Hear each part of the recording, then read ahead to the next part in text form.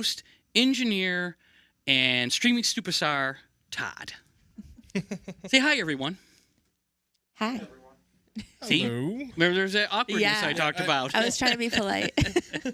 I don't know if Todd's actually going to sit in with us. Vinny is supposed to be here. There was a miscommunication. He should be on the way. No, he's there. He's just invisible. Yeah. Hi, Vinny. Hi, Vinny. See, the curtain moved, so that was his way of saying hi. Give us a sign, Vinny. Yeah, remember Ghost Hunters, give us a sign. So I love the cool name things on there. It's like a Ouija board. Oh, it is. Did you, Kevin? You graphics rock star, you? I came up with it this week. I'm like, you know what? We really need Todd, can we do this? And he's like, yeah, we can do that. I'm like, all right, they're on their way. So I sent them over, and yeah, I think they look pretty good. It looks nice. I'm so fortunate to be in a group where people are so technically apt that they can figure all this kind of stuff out. I probably could. It'd take me about a year, but I could probably figure it out. I'm a smart guy. I just spent a lot of time on the intranet and, buying equipment and eventually hiring mentors and taking classes, but I would figure that out. I believe in you. Thank you. Yes. At least somebody believes in me. So what do we want to do here tonight? We want to talk about an investigation we did from our case files. We're going to have more exciting paracelebs coming up on future episodes, obviously. But every once in a while, it's nice to say, you know what? We are a paranormal team. We are out there helping people, solving cases, doing work for the public, doing events. And we want to talk about some of our cases because we are paranormal investigators first and foremost. And we do come across a lot of cases. Some could be considered a bust. And what I mean by that is that we can experience what the property or the homeowners are experiencing, even after going back several times. Or we can find a logical explanation for what's going on, something that's, not paranormal. And then sometimes we start a case and then the people that we're consulting with decide they don't want to do it. They either get nervous or possibly the husband or the wife doesn't want to do it.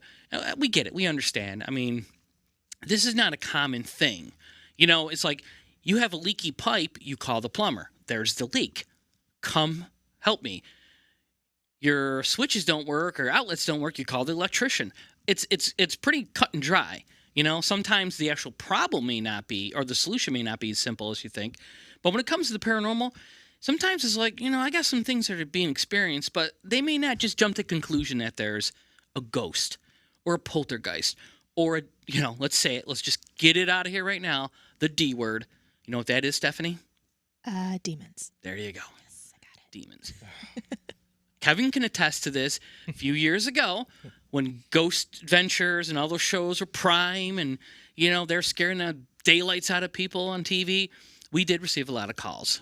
And for people that had demons. And we'd always ask, what do you mean you got a demon? Well, I got a scratch. Okay, tell me a little bit more. Well, there was a scratch at 3 lines. That's a demon. Really? Okay. I've been doing this a long time, and I've seen people get scratched. I've been scratched, and I've seen cats scratch people and other weird little creatures, rodents, but that was not demonic. So, once we stepped out of that, now I don't think I've heard a single case lately where the people are throwing that D word out. They're like, I got something going on. I can't explain it. I don't know what it is. Please help us. So that's what we do in the background outside of the show. We are actually helping people.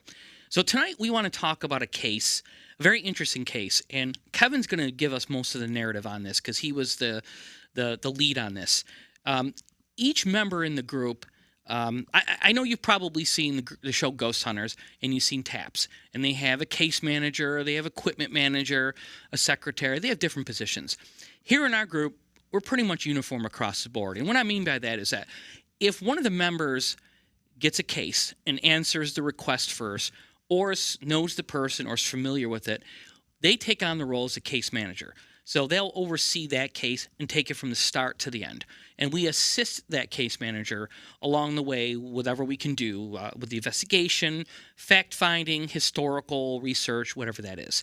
Now, this case came to us through our member, Vinny.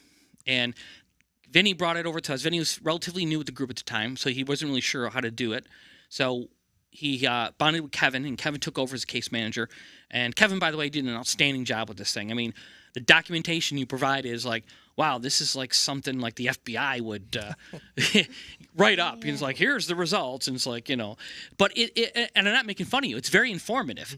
When you're going to study something and you're going to go back in, because we're considering going back in with a second team with a couple other, different pieces of equipment, a couple other methods that we want to try out, things like that, a couple other team members.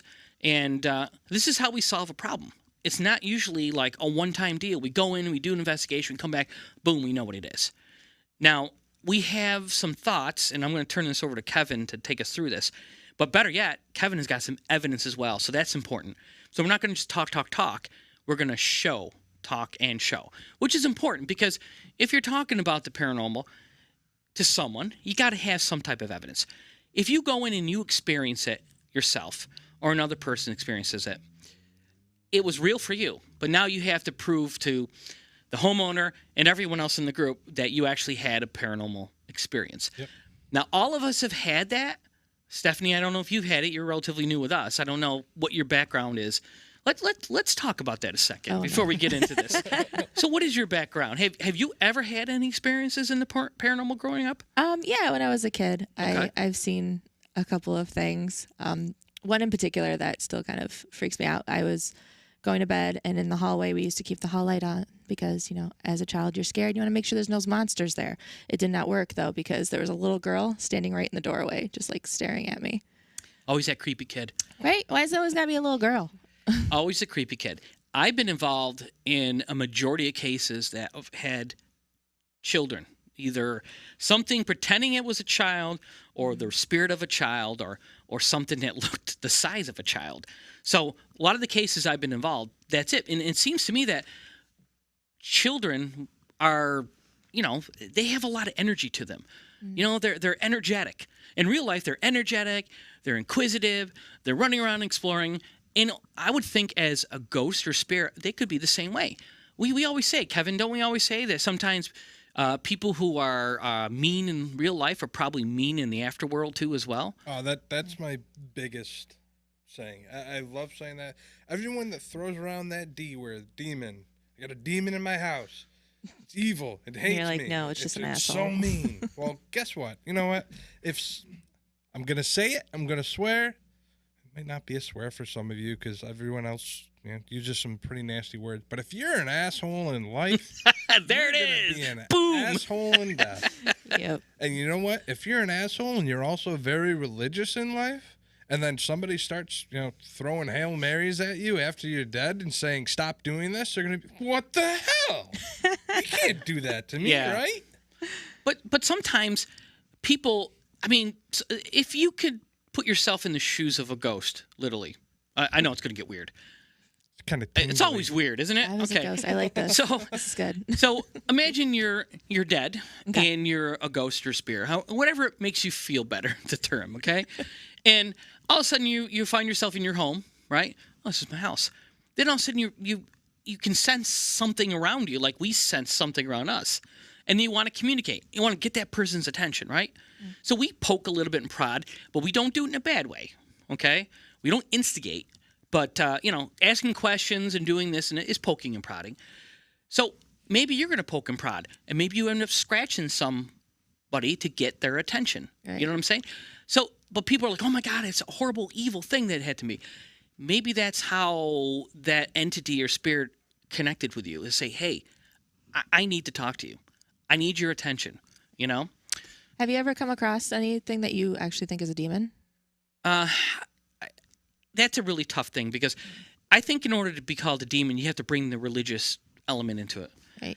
If you're doing prayers and things like that, and all of a sudden things turn really, really bad, then I'm going to basically probably weigh more on the meter, 0 to 100. I'm going to probably be like 75% thinking that's a demon. Yeah. I did do the Hinsdale. It was the Hinsdale, right? Mm-hmm. Okay, the Hinsdale house. And the story goes that they've had a couple exorcisms in there. And we were talking to something that was there, and we brought up a name of a spirit that we talked to in Utica. We brought up his name. He responded. and I made a comment, and that I probably shouldn't have. It was probably considered challenging, but that's what happens when you put me on the spot. And plus, I was in a room with a very powerful psychic medium, 2 of them actually, and I got zapped. So that's how. And when I mean zapped, people just kind of look at me. What do you mean zapped? Like like stung or no? I got zapped where it just sucks the energy out of you for a little while to teach you a lesson and say, "Whoa, back off," But is that a demonic thing? No, people were telling me it was, but I don't know. I'm gonna go on the fact of being an investigator, and that is, I have no proof of that is. I know what experienced and what happened to me, and I'm still trying to figure out if there are logical, environmental reasons why it happened, and there still could be. But exactly what happened, how I got better, is I made a few phone calls to some paranormal people I know, like John Zaffis and Chris Moon, and after they told me to do what they told me to do, I instantly felt better. I mean, I was dragging. I mean, I felt like I had the flu without the respiratory part. That's how bad. That's crazy. Yeah, it is. So there's things out there, there's forces out there we're playing with or playing against that can push back. So you got to be kind of careful. You really do. So anyways, with all that said, let's move on to Kevin to tell us a little bit about this case here. And I've got a ton of questions because unfortunately I wasn't there. Stephanie wasn't there, so I'm sure I'm excited to see what we got. Todd was with you as well, Yeah, right? Todd was on the investigation with us. So this whole thing started back in, end of February, I believe. That's when Vinny first contacted me. Just called me one night, and he's like, "Hey, I got this couple that they're having problems in their house, and he goes, I think it's pretty significant." And he started telling me about it and telling me about some of the photos and stuff. And I was like, "Okay, yeah, that's some crazy stuff that I'll." If you want to give him my number, go ahead, pass it along and, send him my way. So I think it was about 2 days later as I got a call from a homeowner. And I'm not going to share where the house actually is. It is down St. Johnsville way. I'm not going to give out any names. But she called me up, and it's just her and her husband. And they do have some animals. And basically, they had lost, I think it was about 6 animals in about 6 months. And everything was checked out and sent out to professionals down, I believe, in Cortland. And everything came back as there's no possible way for these animals to have died. They couldn't figure out how these animals died. They just dropped dead. Yeah.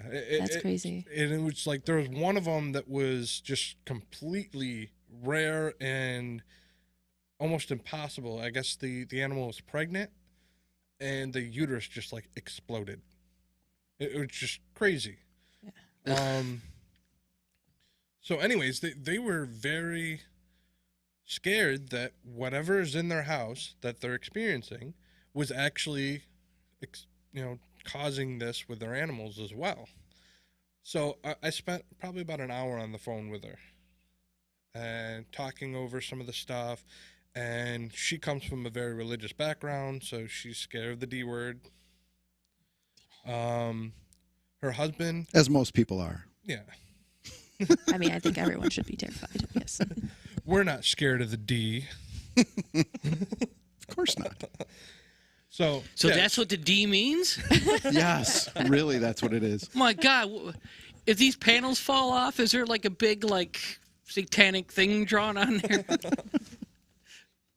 So yeah. Anyways, so I'm talking to her, and she's like telling me all this stuff. They have a couple rooms in the house, beautiful house, huge, but they have a lot of empty rooms because it's only her and her husband. They never had kids. They just took care of a lot of animals. She actually does animal rehabilitation and stuff. And they found footsteps, footprints of kids in one of the rooms that they really don't go in. As guest room upstairs, wasn't it? Yeah. It was just a guest room that they really don't have anybody even really sleep in there. And put it this way, there was not a lot of foot traffic in there in the first place, that there was dust on the floor. That's how they found the footprints, with just in the dust. So she was like, I'm kind of hesitant to send you these pictures because that shows that I don't sweep that much. But so they were very worried. They were worried we were going to bring in a Ouija board. We do not bring in a Ouija board. Yes, we have Ouija boards for our name tags now, but we don't do anything like that. So we kind of talked it over about, we'll come down, we'll do a consult with you, get to know you and your They husband. had some evidence too, right? They had some videos and stuff that they had sent to us at early the time on. they didn't have video. The only thing that they had was a couple of photos. Oh, that's right. It was photos. Because she had some religious items that were thrown off a table and one off the mantle. One of them was broken. It was like a sculpture of an angel. They had the footprints. And then up in their attic, they went up there one day, and all of a sudden this child's shoe right around from the turn of the century was just sitting right in the middle of their stairs.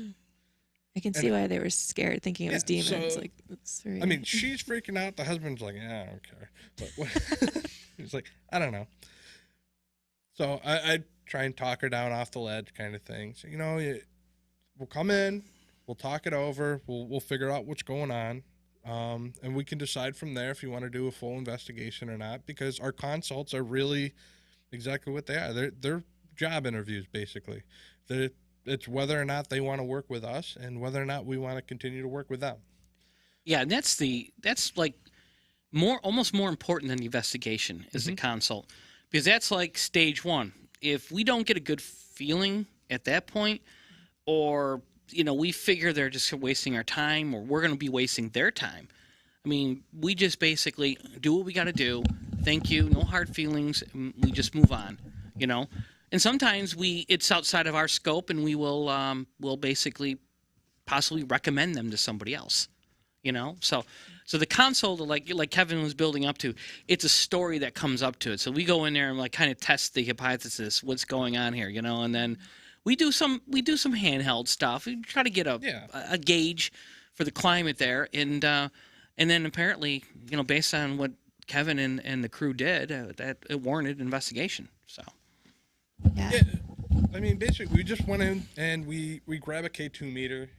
We want to get a basic reading of the house, and that house had a basic reading around to very old house too. Yeah. How old would you say? Oh, I think the house was built. The main part of the house was built in the 1850s. Wow, okay. The original part of the house was 1770s. Very 1770s? Yeah, it's very old That house. original part of the house was very small. It was only smaller than the room we're in. And a lot of old, maybe a 10 by 10. Old things, a lot of old pictures, which we all know can that hold house residual. can tell some stories, man. No wonder they're having some. Yeah. That's wow. Right? Yeah. So, basically, we get down there. We meet the couple, very nice couple. They had a spread of homemade baked cookies, so they won our hearts already.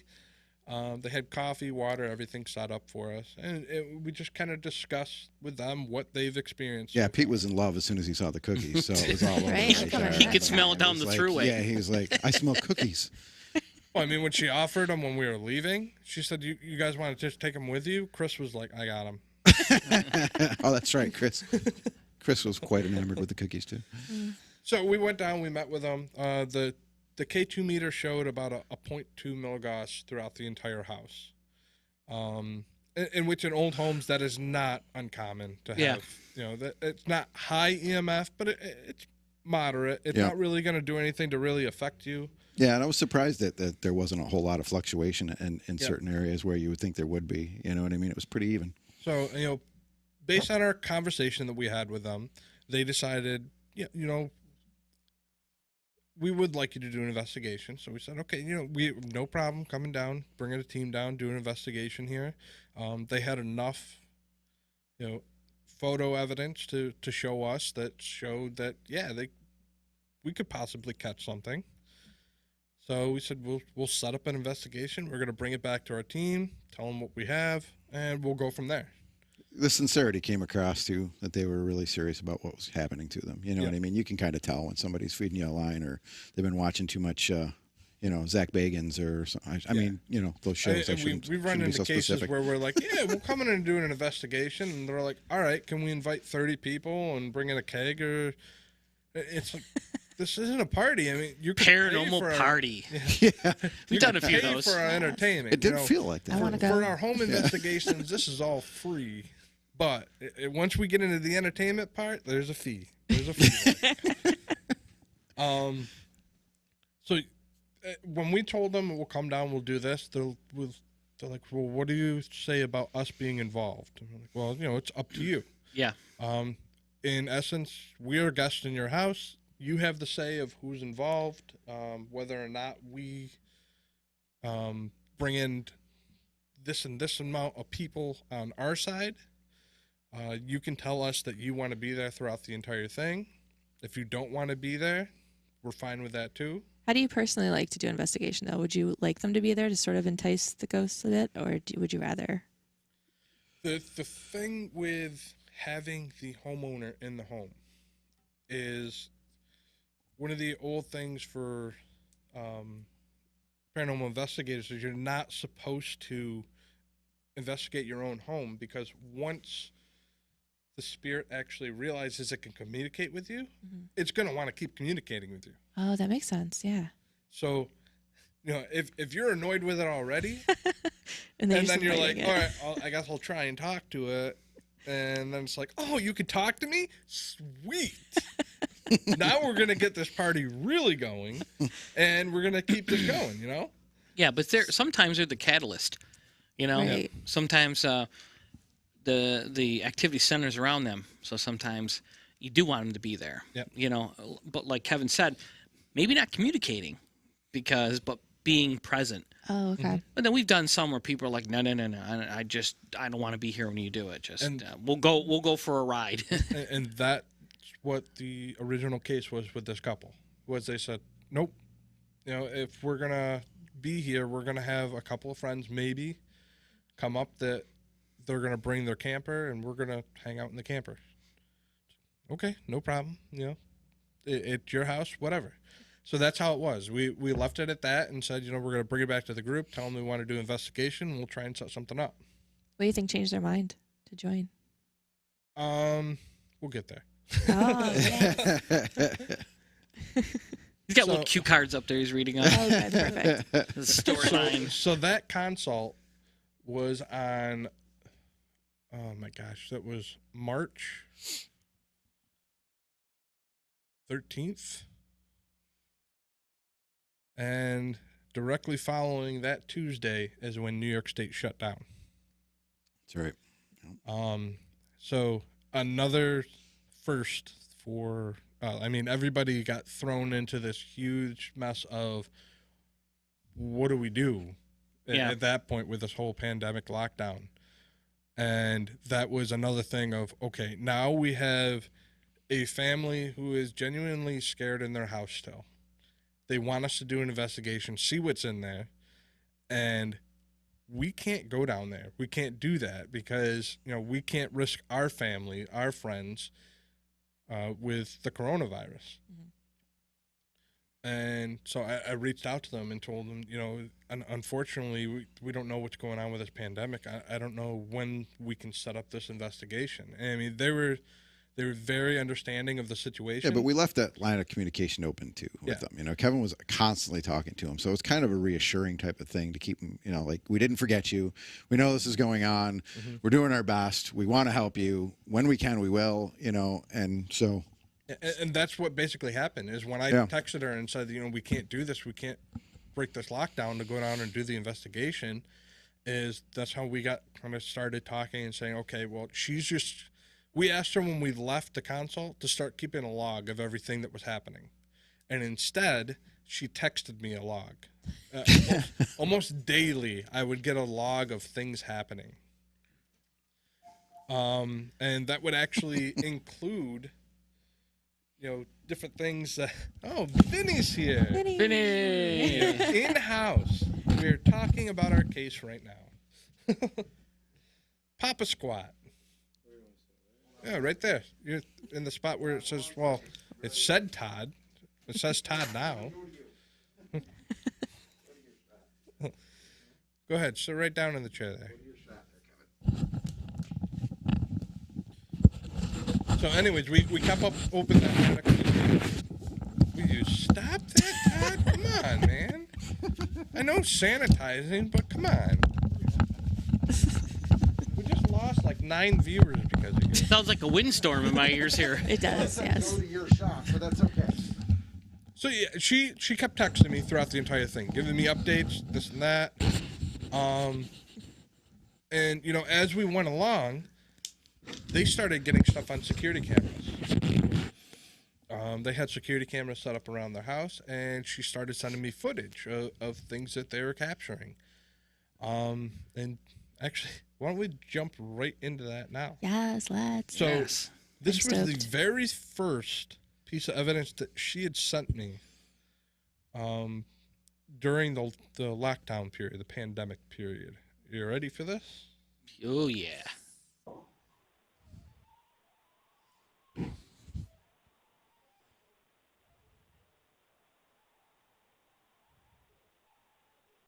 Oh my God. Okay, so That was cool. That was cool. basically that's their front door area. And the first thing you hear in the audio is it sounds like their front door slamming. Okay, now this is at about 1:15 in the morning. It's 1:11. They're asleep. They're very early to bed people because they're very early risers type people. This figure looks like he walks out their front door, and actually just before what you're seeing on the left-hand side of the screen is actually a reflection in the window of the IR lights from the security camera. Can you play that again? Yeah, I want to see it. I'm gonna play it again. Okay, good.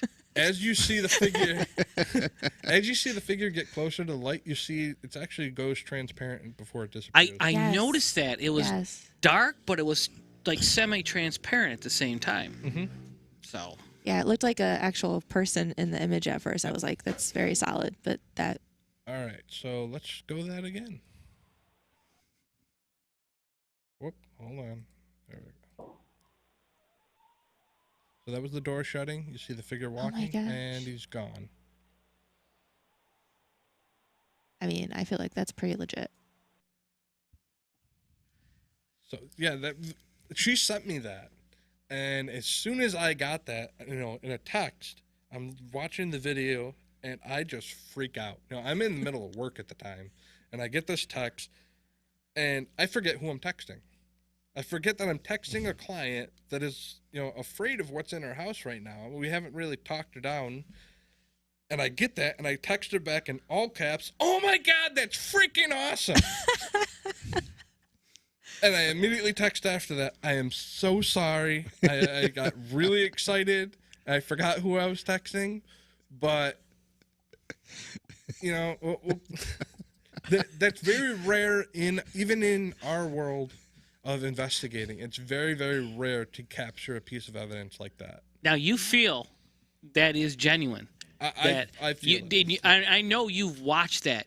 Probably knowing you've probably watched it at least 100 times. Yep. Looking for some way to dismiss it. You know what I mean? As an intruder or just a random person. Yep. I mean, which is a possibility. Because investigators, we have to always think that there's a possibility that it's just something, you know, a person or a weird occurrence or some weird play of light or something. But looking at it, I've looked at it several times now, you know, and to me, it looks genuine to me. Mm-hmm. Especially, you know, we talk about credibility, you know, because we talk about, like we were talking about the Bigfoot one time, and we were talking about all these people see everything, you know, all these thousands and thousands of sightings, right? Are some of those people batshit crazy? Oh, yeah. But there are a lot of credible witnesses also that see stuff. And that's basically, you can't dismiss that, you know? And these people are credible. And this is stuff that they're capturing, you know? It's just not randomly they're walking around their house trying to find a ghost or something. It's just something they pulled off of a camera when they're in bed sleeping, probably scared the crap out of them. Yeah. One of the things that really made them kind of credible is, I mean, besides what their careers are, but besides that is they actually said to us, you know, we just want to know, do we have to leave our home? That's legit. Yeah. And it's like, you know, that's a big statement from somebody. Yeah. If somebody says, do I have to leave my home because of what's going on here? It's like, if somebody who's just trying to get a rise out of somebody, you're not going to get that kind of, real sentiment out of them. And it's kind of like and also when we talk about, because we encompass everything that's paranormal, like UFOs. Remember going way back, we talk about UFOs. There's always those crackpots that would say that the UFO, this is UFO. I got a sighting of a UFO. Now, basically, we're at a point where legitimate people working in the military and the government and everything are basically, yeah, that's UFO. Yep. Yeah, that's it. So now, basically, that that wall of skepticism just starts to lower, and you're like, yeah, that I mean, these people, I would think, are credible. And just like this case, these people are credible. So, and most of the time, I mean, we have, Kevin, you and I have done some cases where the people were not very credible. No. They're telling stuff, and you can basically just tell when they're telling you stuff like this, just, I don't know, something's just, and they'll show us a picture or something, and it's just like, we don't dismiss it. I mean, we look into it, obviously, but you just know. Yeah. That footage I mean, alone, really, though, is like just seeing that it went from solid to like suddenly disappearing. Yeah. If it was solid all the way through, I'd be like, I don't know, but like just based off the footage alone, the fact it disappears in front of you, that's pretty legit to me. But it's all completely black, though, too. Yeah. And Vinny himself was the one who brought them to us. Mhm. And Vinny said they were credible. I mean, in Vinny's business, he can read emotion and sentiment a lot. So when she first told me about all this, when she first came and she brought me, we were discussing it. The first thing that came, I just looked at her and says, "Are you all right? Is there something wrong?" And she just looked at me and said, I don't even know where to start. And the husband was like, "Oh, you guys are all crazy." And I was talking to her, and the more I spoke with her, the more I just had to kind of like not being disrespectful to him, but I had to hear her out. And I'm looking at her going, "Are you okay?" And the more I talked to her, the more I realized she wasn't okay. She had no idea. And being ultra religious as she is, and then the husband starts, as I talked to him, I says, "Do you understand what's going on?" And he goes, "Yeah, I see it, but I don't believe it." And then the more you talked, he told you what he saw, she told you what she was experiencing, and you talked to him and you listened to her and him together, and that's when I went and said, "We got to talk to them." I offered to That was a Kevin good call. because it was really odd. But the husband, up to a little bit ago, was still it's not really a big deal. Right. Now he's like, there's something really going on here because, since then he's had a couple experiences more. I mean, not just the door, but there's more. Like when we went down that day for the, I don't know how far you went with everything. He followed me around as we were walking through, and there's some strange things going on. Yeah. And he followed me, and I says, "There's footprints here." He goes, "No, there's not." I said, "Look close." I mean, you got to look real close into the dust, and there's little people footprints, like very small, like a children. And it's been really interesting to go over there and look. Yeah. But those videos are. compelling stuff. Yes. I went to my car and hooked it up to my car to listen to the voices. Did you get to the voices yet? Because I know your Not yet. hearing's off a little bit. Okay. Not yet. We haven't gotten that far. That's the first piece of evidence we've shown from He's the case. he's teasing us here. Oh, gosh. We're working through the case. Right now, we just got into the first part of the lockdown before the pandemic in March, and we just got that first piece of evidence that she had texted over. So basically from there, it was just all out brawl of she was sending me videos with some audio stuff, visual stuff, and then some of her own research. And then we coupled that with our research. Sure. We're going to backtrack a little bit back to the consult. So I took some of the information she gave me, including the address and stuff like that, and started researching historically before we went down for the consult. And I came up with a few names. The land was a predominantly owned land from a predominant person at that time in the early 1700s. Along with the house was also owned by this person, the original part of the house, and there was a possibility of deaths in that family of children, in which they did say that there might be some children in the house. They believe that there was a man in the attic, and some other things. So the children part, the reason she got the children part was because she had a dream one night. And as she discussed it, it really did sound more of a visitation dream.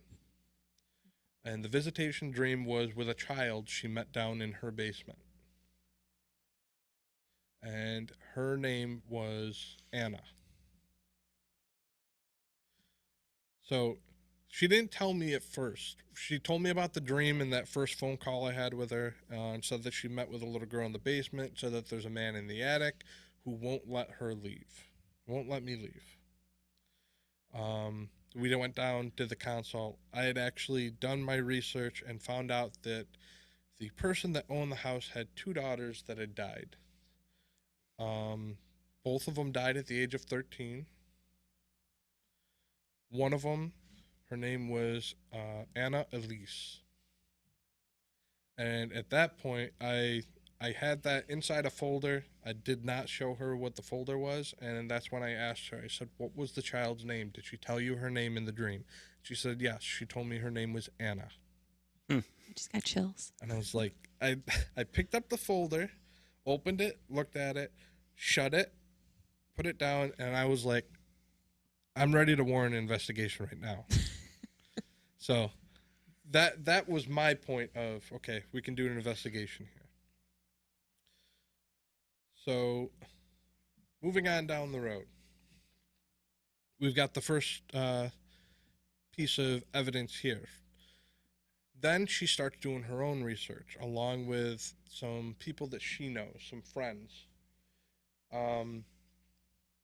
And she's basically... Hold on, Pete's getting dizzy because of the smoke, and so is Kelly.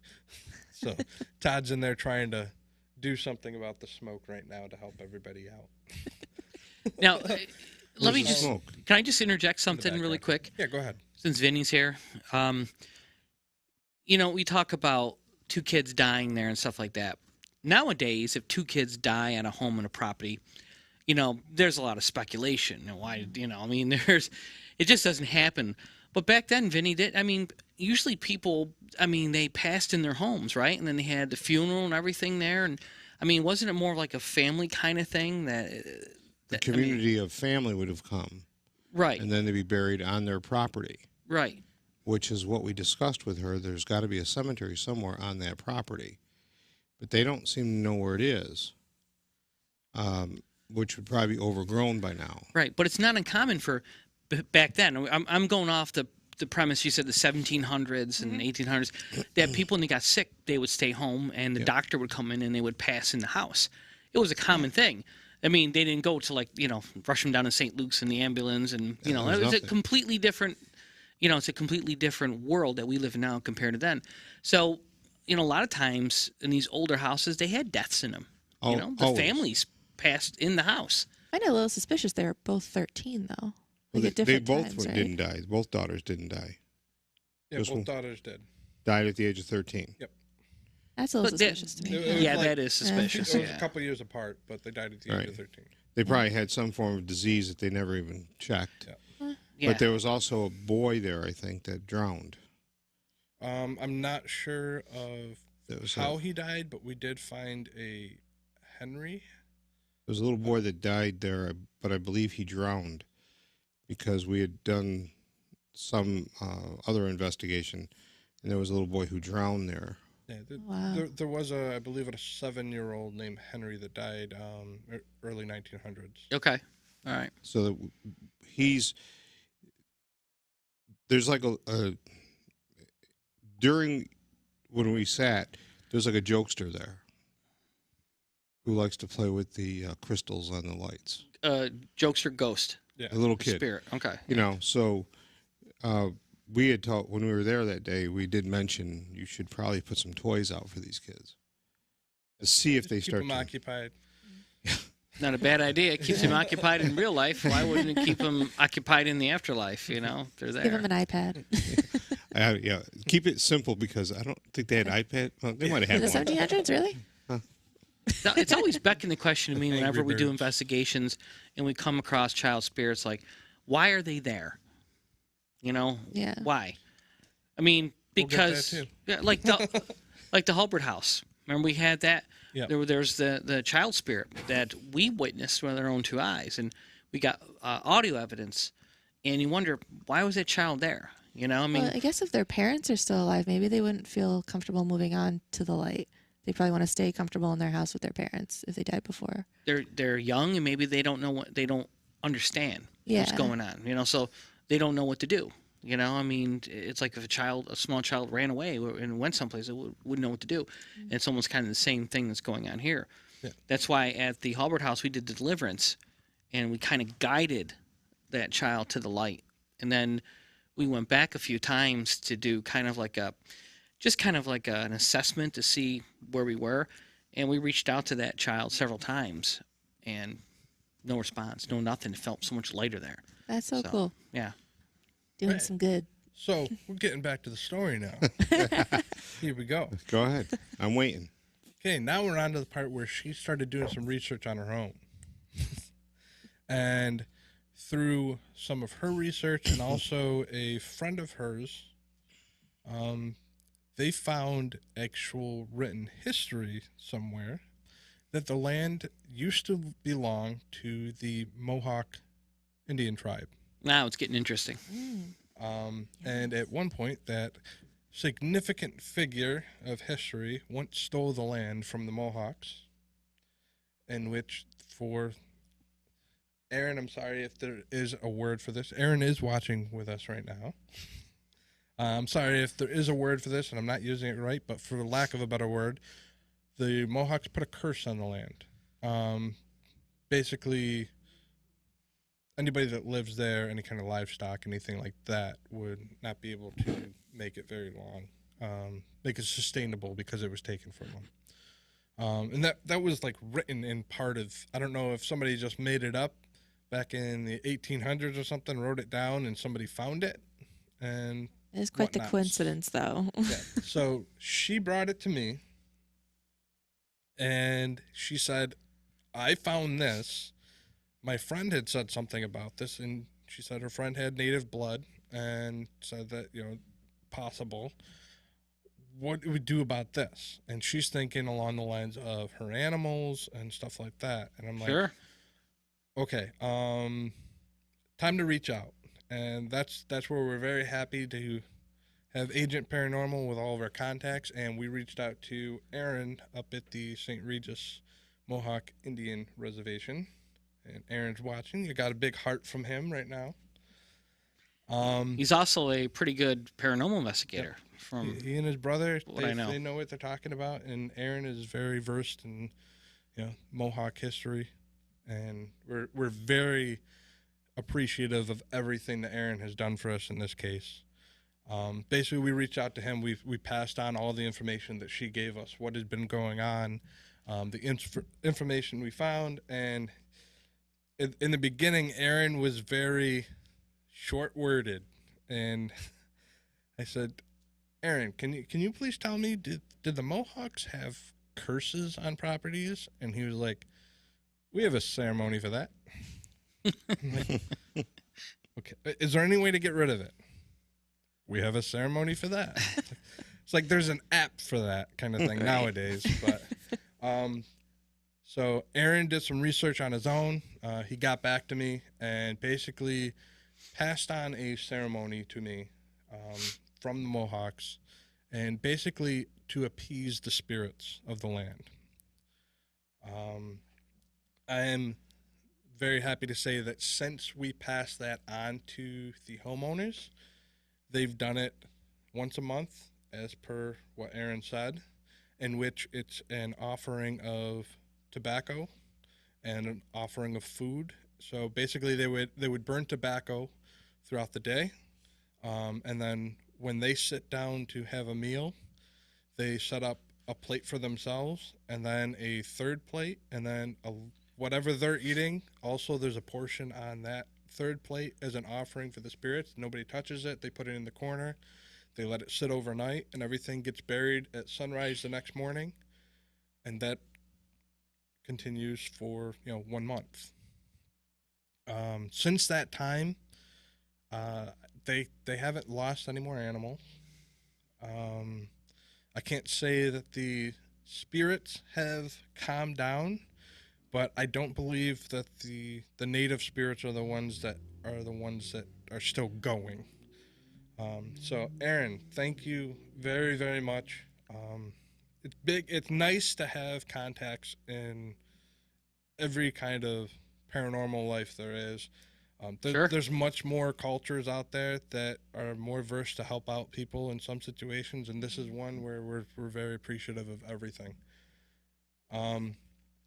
So moving on, she started sending me some more stuff. She kept doing all this offering and everything, and she said there's still stuff happening. We're still getting some stuff on the audio, stuff on our video.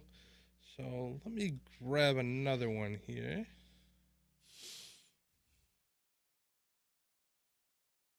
Okay. So this one here, there's no audio on this one, but let's just have a watch.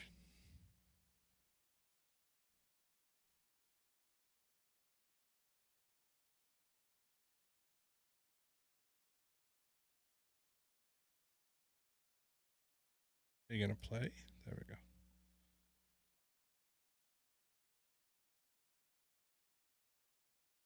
All right, I'll replay that.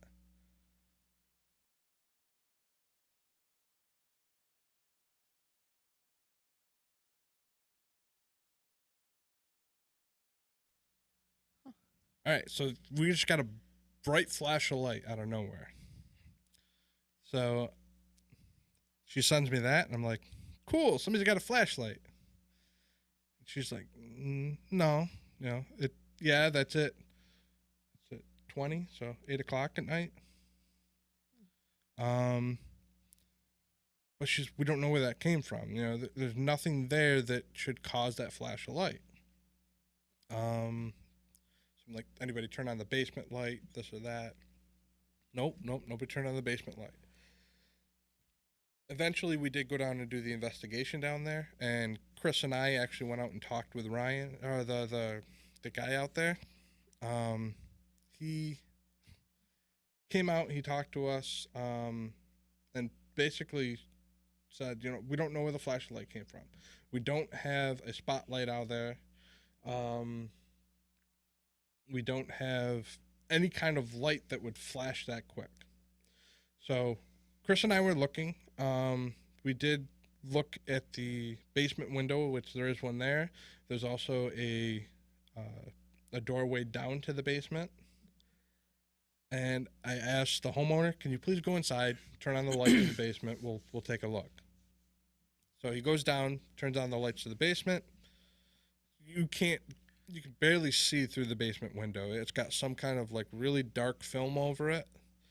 So it's like, okay, well, that's not it. I mean, you can probably shine a flashlight on it. You can barely see the bulb coming through. So there's a window above, and we're like, okay, what about that room? And he's like, it's a storage area. And he said the only lights in there is a pull string light. It's like, from that flash, I can't say that anyone could flash a pull string like that quick.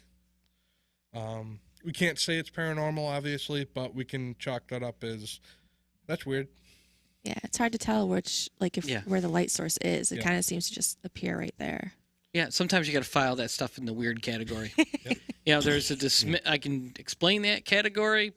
Then there's like, oh, that's paranormal. Then that's just weird. Yep. So you kind of file that back in there and see if that adds up to anything relevant. It's kind of like a technical term of like my file's corrupt. You don't actually have an explanation. It's just corrupt. Sure. So from there, we went down and we finally, Vinny. Sorry. The guy comes in late, dropping stuff. We finally were able to set up an investigation July. I mean, that was a while down the road, but I mean, there was a lot of texting, a couple of phone calls, some more evidence that she had sent, but we kind of could dismiss it. There's a few of them that I would say is definitely like more bugs, something like that nature. But we went down there, we did the investigation in July, and through all of our texting and talking with them, they started becoming more comfortable with what was going on around them, more comfortable with us. They had a better understanding. And so at that point, they said, you know, we're inviting our two friends with their camper still. You know, we might go hang out in the camper, but they're also interested in the paranormal, and they want to know if it's okay if we, you know, kind of take part in it. Like, yeah, we don't have a problem. You know, we would say that, you know, no more than 4 people, because after that it's a party. Not that that's a bad thing sometimes. But. So we're like, okay, good. They're getting more comfortable. We're doing our job so far in this most drastic time ever in our history. And we get down there, and they're like, we're going to go hang out in the RV. Like, okay, cool. So we get down there. She gave us a tour of the property. We did get some high EMF levels on the property in some spots. One of them was getting up into, I want to say 75 milligauss. Wow. Yeah, that's high. Yeah, that was out in the side yard, which was just out of nowhere. There is high tension lines, probably about 500, 600 yards away from the property, but I don't think it that's kind of far, yeah. That spiked, yeah. And it was only in a secluded area. She did talk about that there might be some burials out back, so she brought us back to these mounds in the backwoods. And we had warned her about digging. And before we had gotten down there for the investigation, she sent me some pictures. I don't have the pictures on here. And said, what do you make of these?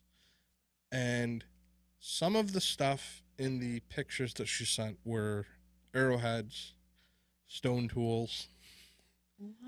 There was a bone that had some carvings in it. And I'm like, oh my God, these are native tools.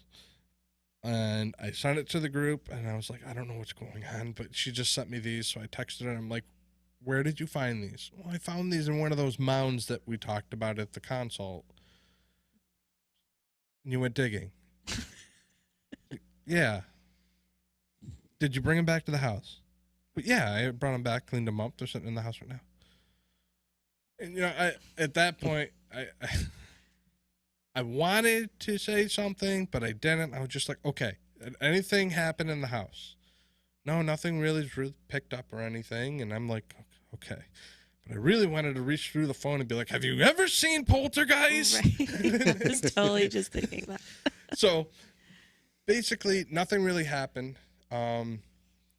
But I did warn her. I'm like, please don't go digging again. Don't bring anything back in. Remember, you are doing these appeasement ceremonies once a month to appease native spirits, and it looks like you found native tools and you brought them back in the house.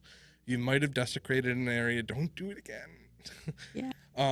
So she was understanding of that, and after that, no more digging. Her husband makes sure no more digging.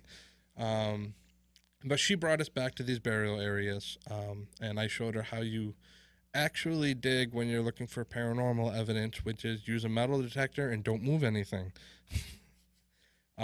That's not really digging. Well, that's paranormal digging. If you don't want anything to follow you, that's paranormal digging. It's exploring. So anyways, we checked it out. Nothing there. We went in, continued our investigation, and it was really quiet that night. We didn't really have anything happen to us. Meanwhile, they're all across the street down in an RV having a bonfire kind of thing. and we're up at the house, pretty quiet in the house. I did witness a crystal on the chandelier in the center, was just kind of spinning around. We did video that, but again, we can't say that it's completely evident because, you know, Yeah. any kind of motion can move it. We did a portal session in the home. There was a few things that we got out of it. Nothing that even that we got on audio was really great to come back with. Yeah. So we did end up going down and asking the female homeowner to please come back up to the house and join us for the portal session, thinking something might be attached. And she came up. There's a couple things that came through the portal that seemed like it could have been for her, but it wasn't really anything. And unfortunately, that's paranormal investigating, and we all know that. There's so many nights where we go out and we're like, yeah, let's go, and we get absolutely nothing, and it's boring. Oh. So basically, we came back. We did some evidence review, and it took a few weeks to get evidence. Everybody had other things going on as well. There's some personal issues and with some of the group members, so it took us a while to get back down. But in that time period, she basically just kept sending me stuff, more evidence, more things that happened. We did warn them that after we do the investigation, it might kick up a little bit. She did say that there was some. She was doing one of the appeasement ceremonies, and once they finished the appeasement ceremony, she was picking up the plate to move it, and she said that she looked in the front foyer, and it looked like somebody was standing there. She saw a black silhouette of somebody standing there, but he had like a white satchel, like hanging from the side of him. And she's at that point, that was our first indication that we're doing our job. Number one, as told through Aaron, is he believes that that was the spirit accepting and saying, you know, we accept your offering and thank you. From our perspective, again, this was two people that were afraid, not sure of what was in their house, not sure if they had to leave.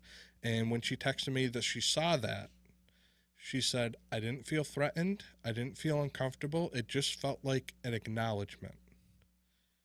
And at that point, that was like, that's a big marker for us. That's a big, big, big thing for us. And it's great. Mm-hmm. Yeah, because sometimes coming up with the results of what's happening, we may never find out what it is.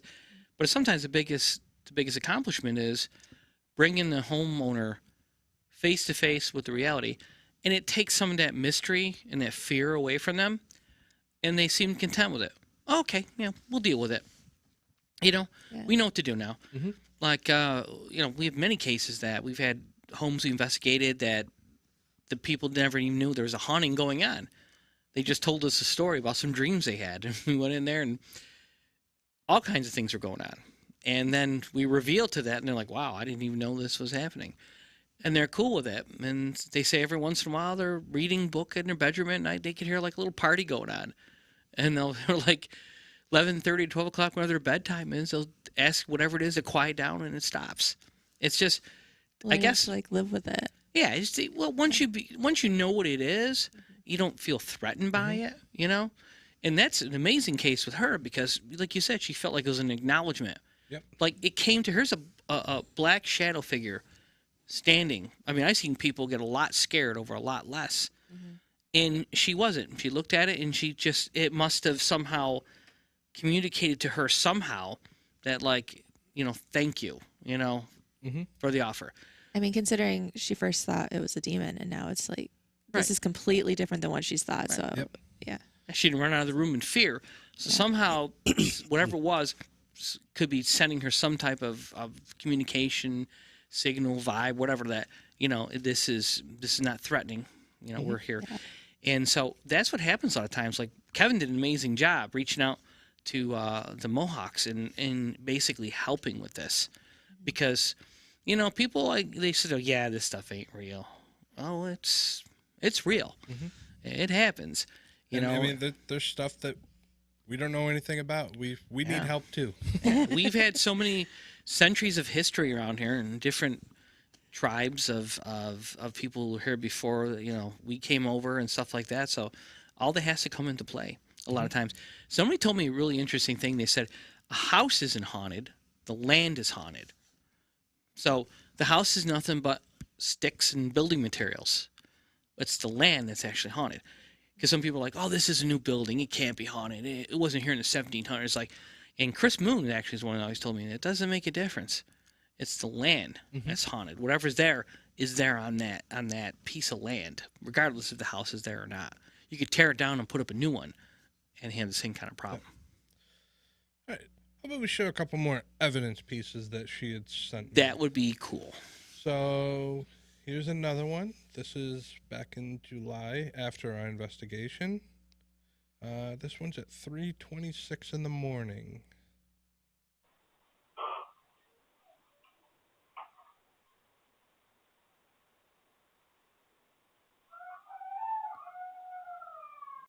Okay, so that wailing sound that you heard was one of their animals. And just about everything else is their animal too, except for the knock you heard. The light, I don't know. We'll watch it again.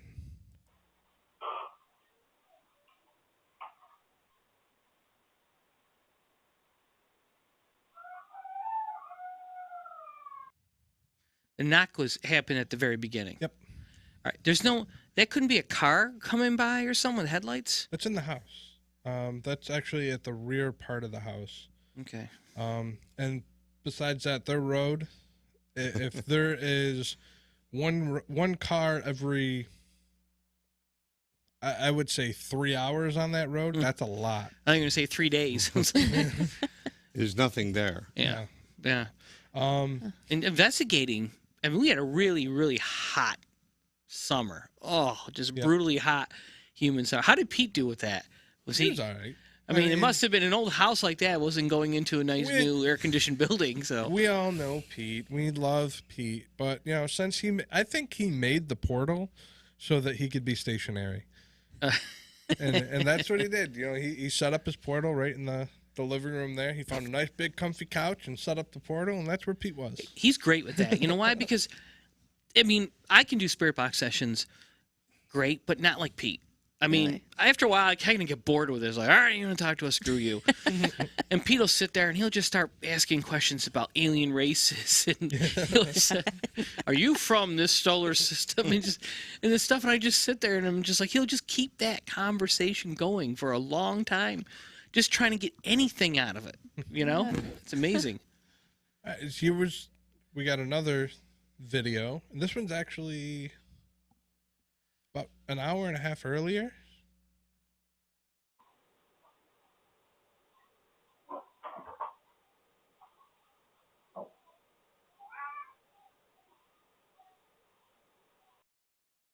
It almost looked like something was moving. Yeah. Yep. I mean, yeah, I saw the light, but this time it looked like there was something actually moving in the light. Yep, we can watch that again. Yeah.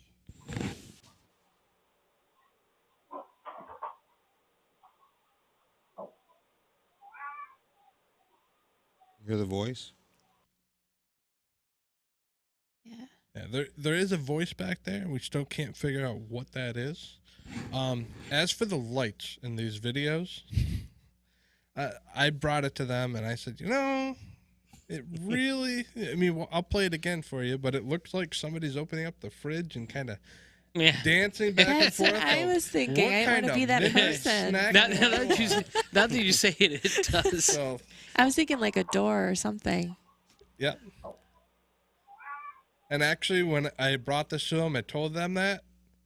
The wife turned around and looked right at the husband and was like, "Was that you?" He's like, "Oh, no, I couldn't have been up with that." Oh. So, So we don't know. Again, that's another chalk it up is, Weird. yeah, weird. So, See, look at us. We're not calling everything evidence of a ghost. Yeah. We're calling it weird. There's definitely something going on here. and we're finding stuff that's weird. Can't dismiss it, but then you can't just say, this is evidence that there's something there. Okay, and now we have another one here. This one's in color because there's enough light for it. All right. We'll watch it and see what you think.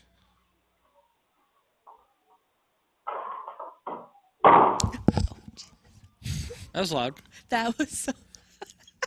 That was, I just was that jumped skunk? out of my seat. Was that a skunk or something that ran by? No, that's some kind of a blue light. Looked like a little animal. It looked kind of like the Nightmare Before Christmas, the dog. Yeah. That's Play what it kind of looked like. play that one again. Okay, prepare your ears. Yeah, I'm taking because this this is off. loud. Yeah. I can't really bring down the audio on this, so. There we go.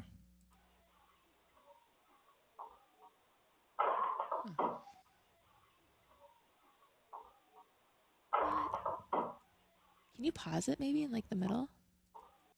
Right there. Oh my god. It to me still looks like a little animal. It does, but it's glowing. Yeah, I know. It's a radioactive animal. That bottom light underneath it's definitely a reflection. And I asked her if they have a RoboVac.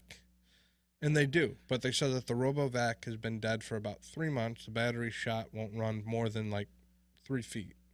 Because to me, that looks like a digital display walking by in the reflection. I mean, these cameras are placed inside the house looking out the window on an angle. So whatever you're seeing in the house, you're going to get a reflection of that. Gotcha. But this is some kind of digital display because it's lit up. But if it was somebody walking, you would see them. Yeah. Or at least their hand glowing underneath it. But you're not seeing a hand Plus glowing it's going underneath it. really It looks like fast. it's flat floor. Yeah. And that's a screen, right? Yeah, that's the screen. That's the checker Through. pattern. Yeah. Okay. So Yeah, I have no explanation why it glows. It just if it was like IR or something, I guess it was like a heat signature or something. But I don't know about that color. But that's what it looked like. It looks like a little animal running through. Little It has a animal. consistency of something running. Yeah, Yep. yeah, exactly. Again, I would chuck that up in the weird category. all right. We need to make a and graphic for that's weird. Here is another one she sent. What you're gonna see is a bug. Okay? Sweet. Listen to the audio. All right, as I say, we're looking at a bug, so Let's look at a bug. It's a creepy bug.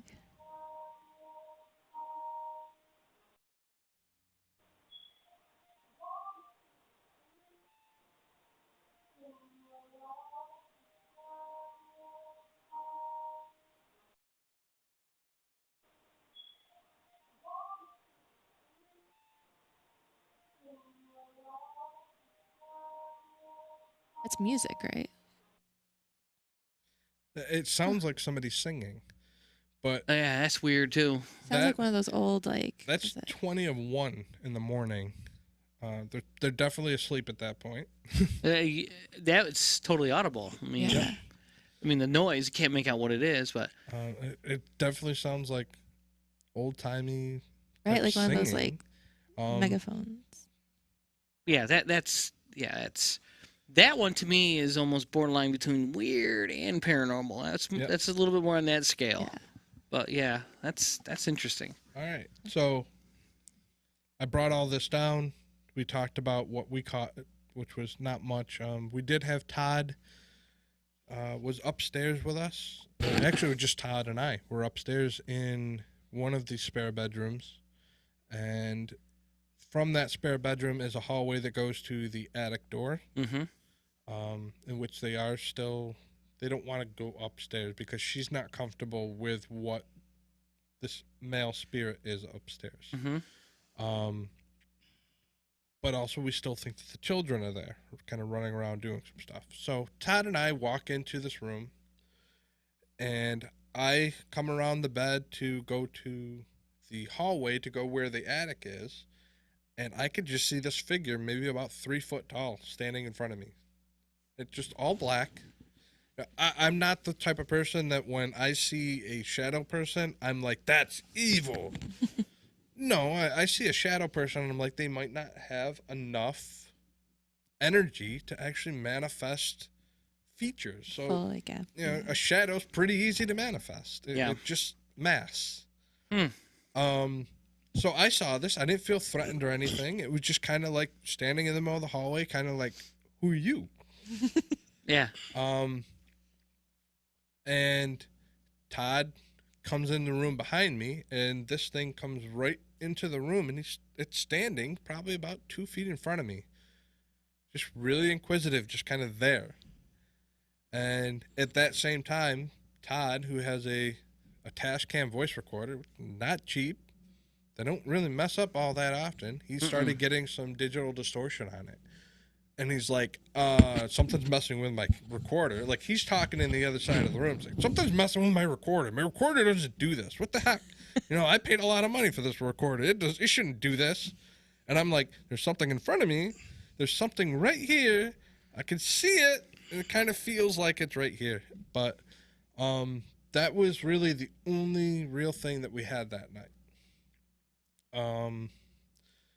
So looks like Todd didn't load up his audio from that one, but you can actually hear the audio distortion, and you can hear me at the same time saying there's something right here. It's in front of me. Do you have the photograph of the front door? I do not. I sent it to Todd, but Todd didn't load it up for me. You better be listening. Yeah, you. Wasn't in the file. I loaded everything in the file. No, you didn't. I loaded those photos in the file. Okay, so fast forward us to Now we're September 20th. Where do we stand with this now? Since then, we've went down. We've finished our wrap-up interview, talking about the investigation, everything so far, and the couple are very comfortable in their home. They're comfortable being there. They have a better understanding of what could be there, what is there. And they're comfortable knowing that they have more power in their home. The big thing is, during the investigation, I went upstairs and I told whatever male spirit is up there that you're not wanted here. Why don't you just leave? It's not your house anymore. Get out. Go. They're still having experiences upstairs. But at the same time, The shadow looking through. it wasn't really my place to go up there and tell them to get out. So there's a good chance that spirit's still there. Yeah, it's usually the homeowners. So we told them that's your job. You have that power. Go up there, tell him to get out. As for the kids, it's up to you. It seems like they're having fun. I don't think they want to leave. I think that they're just there to play around and do their thing. It seems like they do like to mess with the animals, like play around with them and screw around, do some things. One of the latest things that I just got was she went into the spare bedroom where the footprints were, and they had a white comforter on the bed, and there was dirty footprints walking all over the bed. What? So she got really ticked off and said, now I have to wash the comforters. I have enough stuff to do around the house. I don't have this. So she texted me, sends me the pictures, and she goes, what the hell? I got enough chores around here. I don't want to have to wash the comforters. So I texted her back. I'm like, don't tell me. Tell them. You're Scold the technically children. their mother. Yeah. So, lay the ground rules. It's up to you now. She's like, ugh. So, There was grass on it too. yeah. Oh, really? So it's from outside. Yeah. So, I mean, that's really sometimes when it comes down to a child's spirits is like taking a parental figure and laying down the ground rules. That's what you have to do to kids, right? Yeah. Yes. And if they're kids in real life, you do the same thing. Now, if they're kids in the afterlife, you kind of do the same thing. That's interesting. I didn't know that part about the comforter. We just That's, got that. is this a picture of I it? believe it was yesterday or Let me see Friday. this. She. Oops. Sorry, Vinny, I did. That's all right. I know we're getting late into our show now. We are running a little bit late. sorry. But I do want to play some audio stuff that she has sent since we Yeah, went yeah. down Let's hear this.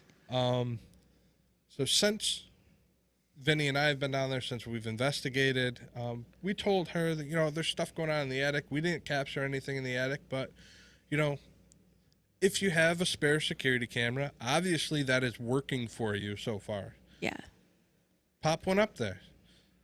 Well, while Oh, we yeah, were it is sitting there dirty. talking, the male homeowner immediately stood up, ran out of the room, had a spare security camera, and apparently went upstairs and set it up. Yes. So now they have security cameras inside the attic. And with that, Good idea. we have more audio. All right. Let's go. Well, hold on a second. When I went up with the homeowner, he and I went upstairs, and he was standing at the bottom of the steps. I went up into the attic to take a look, and all of a sudden, this black thing kind of moved across. He goes, at the time, he yells up, "Do you see anything?" And just like that thing just left. And then I said, "Do you hear the music playing?" Because there's no music playing. Well, you could hear it in the attic, but you can't hear it by the door. Did it sound like the recording that we heard? No, it's someone humming, like, Okay. just some hums. So I said, they're humming upstairs, but you got to get something up there to listen to, which is what they have picked up since. It's like somebody sits there and hums. Okay. Let's hear it. Yeah. What do we got? All right. So I'm going to start off with a pretty hard one first. I'll just play it and you guys let me know. All right.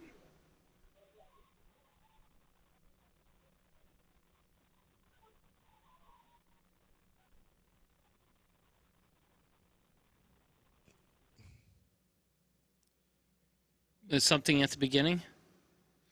So there's something at the beginning, but there's also stuff in the middle too. So if you listen again.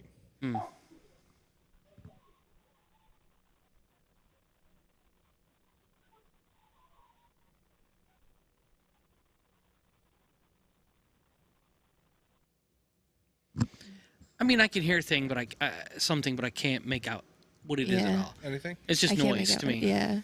So from the homeowner, and I do hear it.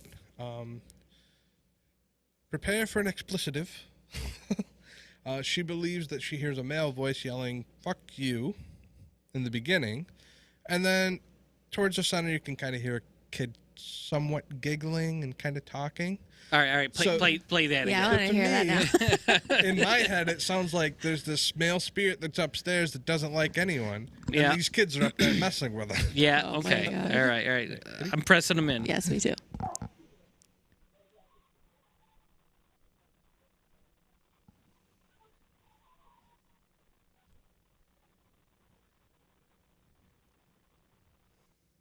I think I heard the U like in the very beginning, so it was sort of cut off. Maybe. It sounds like the beginning of F is cut off, but you could Right. hear a Yeah. "fuck Something. you." Yeah. Yeah, Something yeah. forcibly like. Yeah. You know. But remember, this you. is it captures the way this is set up is it's a motion capture. So something caused it to kick on, Oh. and then it starts recording. Right. This isn't right. recording all the time. These are motion censored Yeah. cameras. Oh, that's Whole different ball game. If it was yeah. Basically, a thing. yeah, I probably should have said this well in the beginning of our show, but every single one of these cameras that she captures something, they get a notification saying something's moving, something's talking. Okay. Oh, that's way So- creepier. Okay. I love it. So the other ones are better than that one. That was a hard There's one. more. There's Okay. No, it's good. There's a lot. There's a little bit of feedback on this one. It's not too bad, but listen.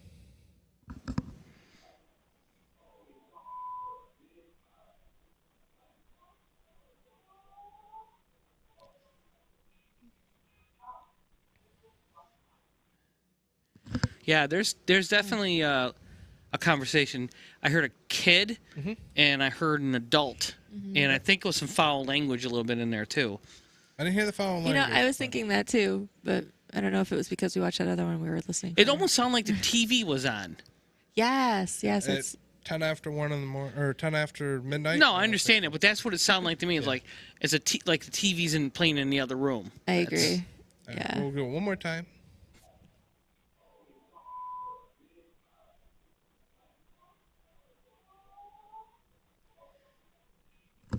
Someone's going, oh. Yeah. But there was definitely a strong male voice that kicked that one off. I actually named that file "Child Moan After Feedback." Okay, careful how you put that on the internet. Let's see here. About this one. Okay, so in the beginning of this one, you're going to hear kind of a deep laughter. That is the homeowner and a friend were just upstairs. They were walking down the stairs. They said something and laughed. Listen after it. Okay.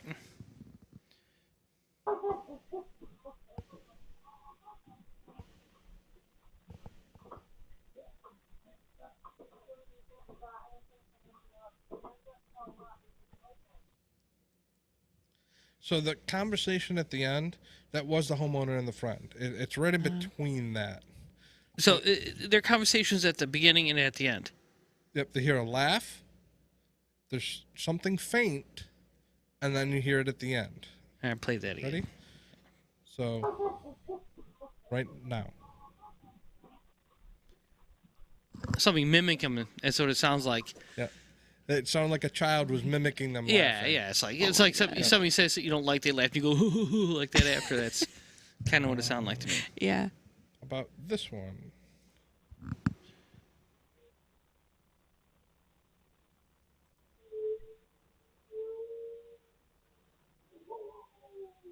That's a dog.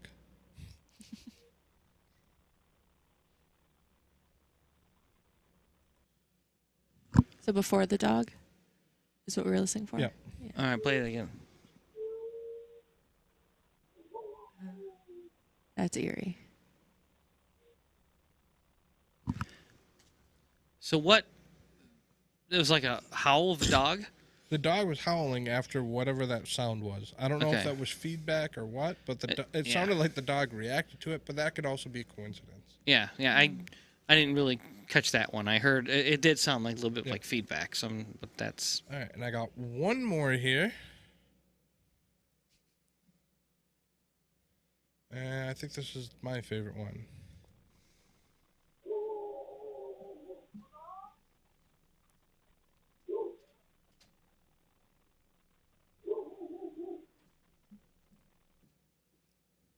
So, not the dog barking. no, I understand that. Yeah. Do it one more time.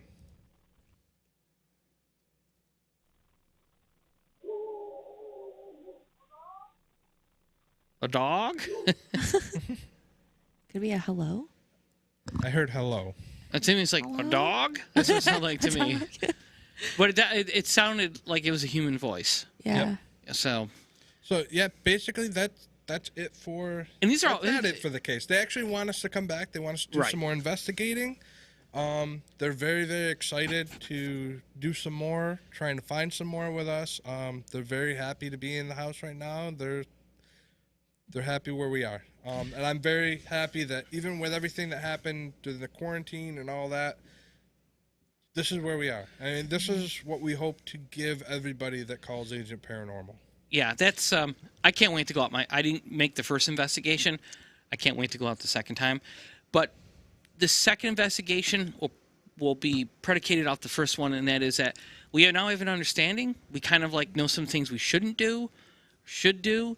You know what I mean? So that's what's kind of exciting about it. So now we know essentially going in some of the expectations and some of the different things that we'll try to do. Yep. So so that's a great case, and it's awesome that they're open to the help, that they take the advice. That's the number one thing over all the years I've been investigating for a while. It's giving people the advice and them not taking it. Yeah. You know, it's like we all do it, right? We all like some guys like, oh, well, make sure, okay, I just fixed your floor and make sure you don't do this, or you have to do this every 3 days or so. You're like, yeah, okay, whatever, and you just never do it. Yep. So I understand that, but it's nice that they're taking the advice. I mean, come on, they were putting out a meal every day for a month. I mean, that's the most dedicated people I've ever met that want to basically wrap something up. So thank you everyone for joining us tonight. Thank you. One thing that we did find in the basement, when I went down the basement, they have a lot of moisture and there's some mud. I did find a 3-toed, it starts nowhere and stops nowhere. Like a footprint, 3 toes? Yes. Yeah, that'll in the be a whole different conversation for another night. So, so thank you everyone for joining us at Agent Paranormal tonight. Make sure you check us out on Facebook at Agent Paranormal, and tune in to Disruption Network and follow all their streaming shows. They got a great group of shows going. So, thank you everyone. Have yourself a wonderful and safe night, and we'll see you hopefully in 2 weeks.